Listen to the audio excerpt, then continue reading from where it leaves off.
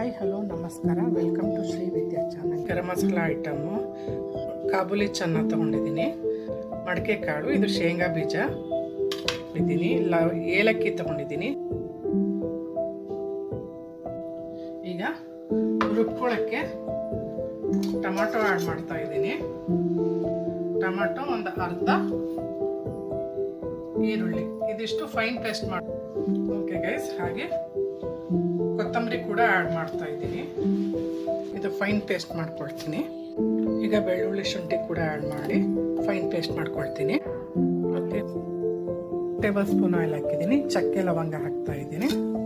ಹಾಗೆ ಒಂದು 3 ಏಲಕ್ಕಿ, ಕಾರ್ಡಮ್ ಚಾಪ್ ಮಾಡಿದ್ದ ಆ್ಯಡ್ ಮಾಡ್ತಿದ್ದೀನಿ. ಗ್ರೀನ್ ಚಿಲ್ಲಿ ಆಗಿದೆ, ಕಾಬೂಲಿ ಚೆನ್ನ ಆ್ಯಡ್ ಮಾಡ್ತಾ ಇದ್ದೀನಿ. ಹಾಗೆ ಆಲೂಗಡ್ಡೆ ಮಾಡ್ತಾ ಇದ್ದೀನಿ. ಈಗ ಗರಂ ಮಸಾಲೆ ಐಟಮ್ ಎಲ್ಲ ಆ್ಯಡ್ ಮಾಡ್ತೀನಿ. ಅರಿಶಿನ, ಟರ್ಮರಿಕ್, ಹಾಗೆ ಕಾಶ್ಮೀರಿ ಲಾಲ್ ಮಿರ್ಚ್,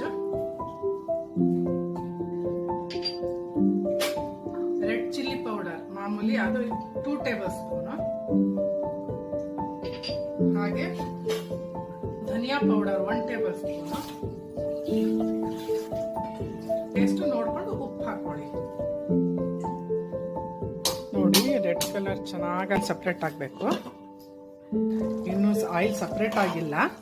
ಮಡಕೆ ಕಾಳು ಹಾಕಿ, ಶೇಂಗಾ ಸ್ವಲ್ಪ ಉಳಿದಿತ್ತು, ಇದು ಯಾರಿಸ್ಕೊಳ್ಳೋಣ.